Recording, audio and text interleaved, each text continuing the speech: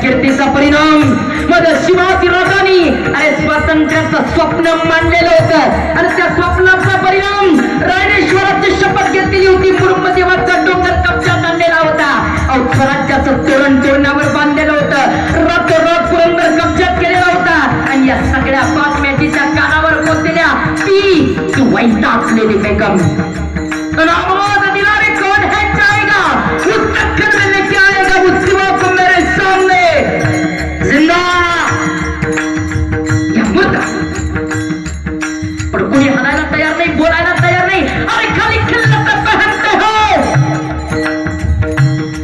एक मर्दा उठला आणि त्या सुवर्ण टकटकने चालताना कर कर कर कर पायातल्या त्या वाहनांचा आवाज झाला आणि सगळ्या कारभारियांच्या नजरा वळल्या. कोण कोण कोण तो तोच छत्रपती शिवाजीराजांचे वडील छत्रपती श्रीमान शहाजीराजे साहेब यांचा बंगळूर शहरात ज्यांनी थिंड काढली तो तोच ज्याने छत्रपती शिवाजीराजांचे सख्खे थोरले सावत्र बंधू आणि ज्येष्ठ संभाजीराजे थोरले यांना कर्नाटकातल्या कनकगिरीच्या लढाईत कप्तानं ठार मारलं तो तोच वाई शिरवळ प्रांताचा सुभेदार एक पटारनी का छोकरा का जाई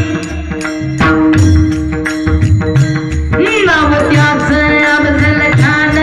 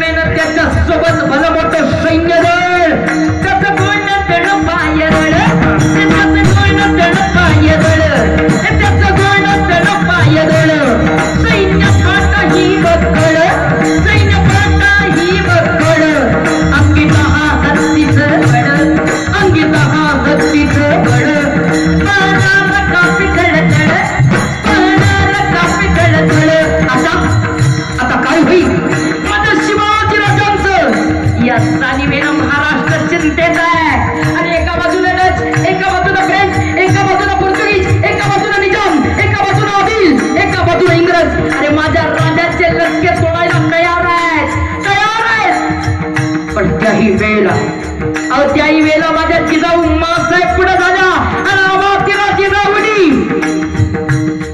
ऐशा क्षणी या महाराष्ट्र भूमी करिता आमचा पुत्र गेला तरी बेहतर पण या भूमीचा स्वाभिमान कायम राखला पाहिजे. ऐशा मागिनी सत्य छावा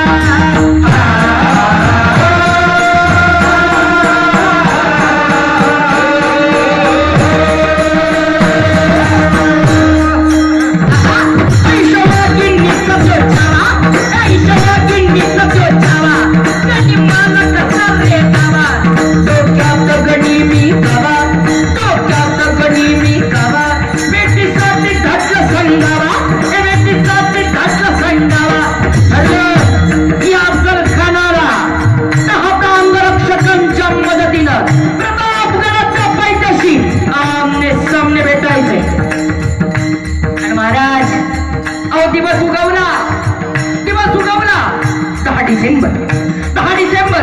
1659 वार गुरुवार दुपारचे दुसरे प्रहरी 12 वाजून 30 मिनिटाची वेळ महिना मार्गशीर्ष तिथी आहे शुद्ध अष्टमी सप्तमी अधिक अष्टमी आणि त्या तिथीला ठरल्याप्रमाणे प्रथमगड जपायच्या शिखान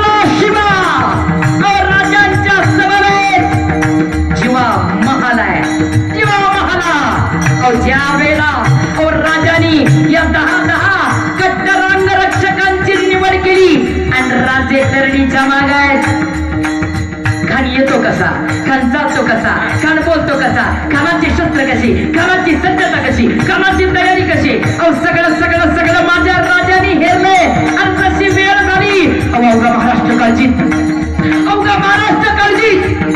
सगळ्या महाराष्ट्राने इतक्या रयतेनं आया भगिनीनी त्या बाब्यानी त्या पाण्यात टाकले अरे माझ्या देवानो माझा राजा संकट आहे रे माझा राजा संकटात आहे माझ्या राजाला वाचवा देवानू माझ्या राजाला जगवा माझा राजा जगला पाहिजे लाख मेले तरी चालतील लाखांचा पोशिंदा जगायला पाहिजे माझा राजा जगला पाहिजे अख्ख्या महाराष्ट्राने मला देव पाण्यात घातले आणि त्यावेळेला